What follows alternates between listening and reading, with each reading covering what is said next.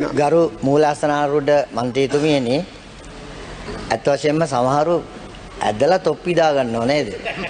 වැඩේ තියෙන්නේ මට මතකයි මම 1987 තමයි කොළඹ විශ්වවිද්‍යාලයේ නීති පීඨයට ගියේ. මම බස් එකෙන් බැහැලා පයින් ගියේ. තව මහත්තයෙක් C90 එකකින් ආවා. හැබැයි ආවට පස්සේ දැන් මේ ගෙවිච්ච කාලය ඇතුලේ ඒ මහත්තයා කොහොමද මේ දේපල ටික අත්පත් කරගත්තේ කියන වස්තු සම්භාරය කොහොමද කියන එක බැලුවොත් අන්න ඒ මේ පනතේ පළවෙනි වැඩේ හැටියට අන්න ඒක කරගන්න පුළුවන් නම් මේ පනතට යුක්තිය ඉෂ්ට වෙයි කියලා මම විශ්වාස කරනවා. ගරු මූලාසනාරූඪ මන්ත්‍රීතුමියනි ඇත්තෙන්ම දැන් ටීබී ජානක මන්ත්‍රීතුමා ප්‍රකාශ කරේ මොකද්ද භාවිතාවෙන් මේ පනත බල ගන්නවන්න කියලා. ඔව්. එතකොට භාවිතාවක් නැතුව නීතියක් තියලා වැඩක් නැහැ කියලා. ඇත්ත තමයි. භාවිතාවක් තියලා නීතියක් වැඩක් නැහැ. එතුමන්ලගේ පාර්ශ්වය මොනතරම් මේ රටේ පැවති නීතිය මොනතරම් අතට අරන් වැඩ කරාද කියන ඉතිහාසය ඇතුලේ අපට ඕනෑ තරම් පේනවා. ඒ පාර්ශ්වය. එතකොට අපි දන්නවා මේ මහින්ද ජයසිංහ මන්ත්‍රීතුමා පෞගී දවස්වල ඇමතිතුමා පෞගී දවස්වල ගම්පහ ඉඹුල්ගොඩ විහාරමාවතේ මිහිඳු අරණ කියන ස්ථානයට ගිහිල්ලා යම්කිසි සොයා ගැනීමක් කරලා ඒක අපරාධ පරීක්ෂණ දෙපාර්තමේන්තුවට දැනුම් දුන්නා. මංගාව තියෙනවා ඒකේ තියෙන පත්තිරුව. පත්තිරුවේ අයිතිකාරිය 2023 ඔක්තෝබර් 10ට කලින් ශිරන්ති වික්‍රමසිංහ රාජපක්ෂ.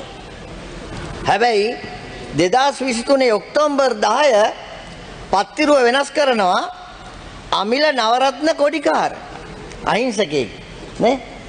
හැබැයි එතකොට මේ පනත හඹාගෙන යන්නේ මේ පනත හඹාගෙන යා යුත්තේ ගරු මූලාසනාරූඪ මන්ත්‍රීතුමියනි අන්න මේ අමිල නවරත්න කොඩිකාර කියන අහිංසකයා ගාවට නෙවෙයි. කොහොමද මේ මිහිඳු අරණ ශිරන්ත වික්‍රමසිංහ රාජපක්ෂට අයිති වුණේ කියන කාරණාව. අන්නේ කාරණාව හරියටම මේ අපරාධයකින් උත්පාදිත දේ පිළිබඳ පනතේ ප්‍රශ්න කරන තත්ත්වයක් තියෙනවා. දැන් බලන්නකෝ පුළුවන් තරම් මේ රටේ අපි දන්නවා බාර් ලයිසන් ගන්නවා. බාර් ලයිසන් ඇති පමණට ගන්නවා. හැබැයි මේ බාර් ලයිසන් වැඩියෙන් අරන් තියන්නේ මේ දියවන්නාවේ ඉන්න മന്ത്രിවරු. හැබැයි ඒගොල්ලන්ගේ නමට මේක නැහැ.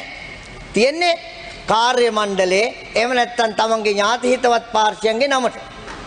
දැන් බලන්න එක මන් දන්න සුවිශේෂ සිද්ධියක් තියෙනවා. පක්ෂික ලේකම්වරයෙක්. එයා ගාව ඉන්න ආරක්ෂකයාගේ බිරිඳ නමට බාර් ලයිසන් එක හේ තියෙනවා. මොණරාගල බාර් ලයිසන් එක හේ තියෙනවා. ඒ බිරිඳ සමගි ජන බලවේගෙන් මේ ගමන බිබිල ප්‍රාදේශීය සභාවට තරඟ කරනවා. ඒ ලේකම්වරයා කොළඹ දිසාධිකරණයේ නඩුවක් දානවා මාර වැඩේ මගේ නමට මේ බාර් ලයිසන් එකක් තියෙනවා කියලා හාමුදුරු නමක් කියනවා. හාමුදුරන්ගිට විරුද්ධව අපහාස නඩුවක් දාලා හේ. හැබැයි එයා දන්නේ නැහැ අපරාධයක් කවදාරි එලිදරව් වෙනවා කියලා. අන්න ඒ බාර් එකේ අයිතිකාරයා කවුද කියලා හොයාගන්න පුළුවන්. මේ ගමට නාම යෝජනා පත්‍රය විවිල ප්‍රාදේශීය සභාවට යනකොට ඒ කාන්තාවගේ නමින් තමයි බාර් එක තියෙන්නේ.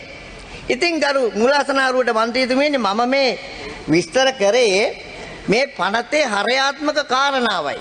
මේ පනත දුවගෙන යනවා එතෙන්ට. මම නීතිපති දෙපාර්තමේන්තුවත් එක්ක අදහස් විමසුවා.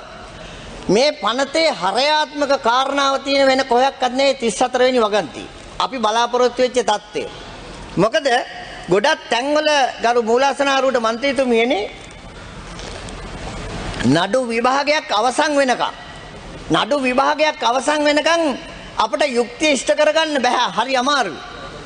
නමුත් 34 එක මොකද්ද කියන්නේ? 34 එකේ තියෙනවා පූර්ව නිගමනයක්. මොකද්ද? පූර්ව නිගමනයේ කොටස් දෙකයි. මුදල් හෝ දේපල තමන් අයථාන්දමින් උපයාගෙන තිබෙනවා නම් ඒ මූලය එයාට කියාගන්න බැයි නම් පූර්ව නිගමනයකින් නිගමනය කරනවා එයාට ඒ දේපල සම්බන්ධ ගැටලුවක් තියෙනවා. ඒ දේපල සම්බන්ධයෙන් අපිට පියවර ගන්න පුළුවන් කියලා පනත යෝජනා කරනවා. මොකද්ද පියවර? පියවර 5ක් ගන්න පුළුවන්. දේපල තහනමට ගන්න පුළුවන්. දේපල සංරක්ෂණය කරන්න පුළුවන්. දේපල තහනමට ගන්න පුළුවන්.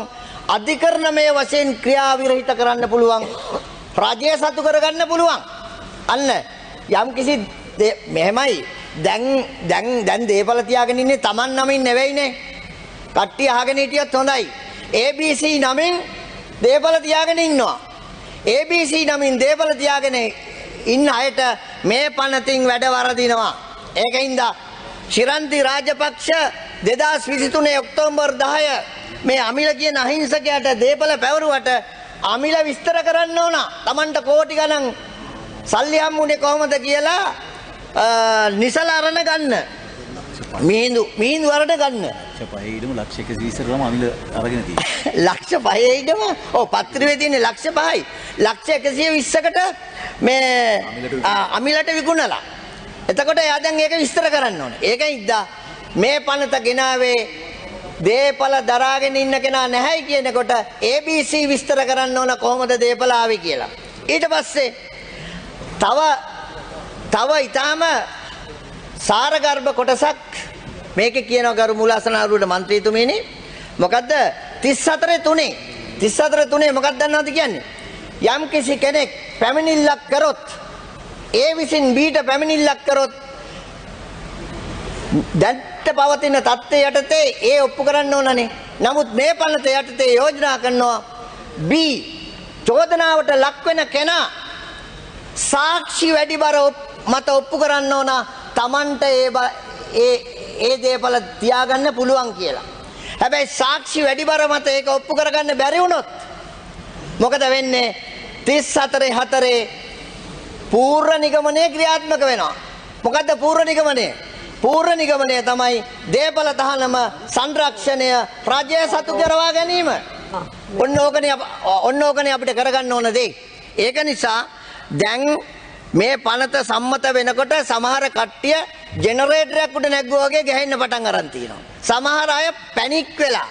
මොකද මේ පනත තමුන් මේ අපරාධකරුවන් ළඟට හඹාගෙන එන පනතක්. C90 ගිය කට්ටිය ටිකක් ඒගොල්ලොත් පැනික් වෙලා. ඒගොල්ලොත් පැනික් වෙලා තමයි අද දවසේ කතාව ටිකක් වැරදිලා. මෙහෙමයි. ඒක නිසා තමයි කරු මූලාසනාරූඪ මන්ත්‍රීතුමීනි අද අධිකරණයන් වලට පවා සිද්ධ වෙලා තිනවා මේ යම් නීති සිද්ධාන්ත හඳුන්වලා දීලා ඒවා බලගන්නවන්න. දැන් බලන්න අපේ රජය ඒවට අපේ ආණ්ඩුව ඒවට අත තියලා තියෙන්නේ. අද බලන්න අපි පොරොන්දුවක් දුන්නා. හොරාගත් ධනය අපි ආපසු අය කරගන්නවා කියලා. දේශීයද ජාත්‍යන්තරද කියලා නෑ. මේ පනත ඒ තත්ත්වයන් ආවරණය කරනවා. අපි කිව්වා වගේම මාස 6ක් යනකොට පනතක් අරගෙන ඇවිල්ලා තිනවා. එතකොට ඒ පනත මගින් අලුත් නීති සංකල්පයන් අඳුනලා දීලා තිනවා. පෞගිය දවස්වල ඔබතුමිය දැක්කා. දේශබන්දු තෙන්නකෝන් අත්අඩංගුවට ගන්න නියෝගයන් නිකුත් කරනකොට මේ රටේ පොලිස්පතිවරයා හැංගුණාට පස්සේ ගරු මූලාසනාරූඪ මන්ත්‍රීතුමනි එයාම ගිහිල්ලා ඉහළ අධිකරණයේ පිහිට පැතුවා. ඇමතුමා තව විනාඩි දෙකක් කාලයක් තියෙන ඔබතුමාට. එයාම ගිහිල්ලා ඉහළ අධිකරණයේ පිහිට පැතුවා. මොකද්ද ගරු අභ්‍යාචනාධිකරණය යෝජනා කරන්නේ? අභ්‍යාචනාධිකරණයේ පිටු 22ක තීන්දුවක් ලියලා නීති මූලධර්මයක් විදියට අඳුන්වලා දෙනවා. මොකද්ද? යලි මතක් කරලා දෙනවා මේ රටේ ආණ්ඩුක්‍රම ව්‍යවස්ථාවේ 12ක නීතිය ඉදිරියේ කවුරුත් සමානයි කියලා තිබුණට ඕක ක්‍රියාත්මක වුණේ නැහැ. ගරු අභ්‍යාචනාධිකරණය මතක් කරනවා no individual was above the law. ආයි කියනවා no one including those in power is above the law. අද අපේ රටේ ජනාධිපතිවරයා ආණ්ඩුක්‍රම ව්‍යවස්ථාවට යටත් කෙනෙක්. අපි දන්නවා 1 සිට 8 දක්වා ජනාධිපතිවරු ආණ්ඩුක්‍රම ව්‍යවස්ථාව අතට අරන් Tamanට ඕන විදියට ක්‍රියාත්මක කරේ. අද ජනාධිපතිවරයා ආණ්ඩුක්‍රම ව්‍යවස්ථාවට යටත්ව රට පාලනය කරනවා. කැබිනට් මණ්ඩලය මේ රටේ පාර්ලිමේන්තුව අද මේ රටේ නීතියට යට වෙලා ඉනවා. එහෙමනම් ගරු මූලාසනාරූඪ මන්ත්‍රීතුමනි ටීබී ජානක කිව්වට මේවා ක්‍රියාත්මක වෙන්නේ නැහැ කියලා අද වර්තමාන ආණ්ඩුව ලෑස්ති වෙලා ඉන්නවා මේ රටේ නීතියට යටත්ව මේ රට පාලනය කරන්න.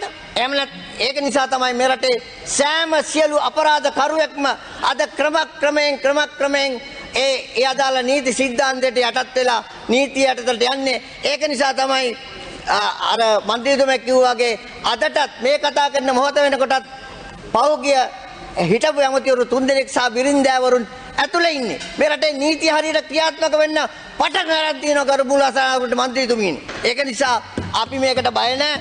ඒක නිසා අපි ටීවී ජානකට මතක් කරන ලෑස්ති බලාගෙන ඉන්න නීතිය ක්‍රියාත්මක කරන්න වෙන්න පටන් ගන්න තියෙන්නේ. ඒක නිසා මේ රටේ ආණ්ඩුක්‍රම ව්‍යවස්ථාවටත් මූලික නීතීන්ටත් ගරු කරමින් මේ රට ඉස්සරහට පවත්වාගෙන යන්න ජාතික ජන බලවේගයේ සූදානම් කියන කාරණාව මේ වෙලාවේ මතක් කරනවා. ගරු චමින්ද විජේසිරි මන්ත්‍රීතුමා ඔබතුමාට විනාඩි 14ක් කාලයක් ලැබෙනවා. Order please Senanayake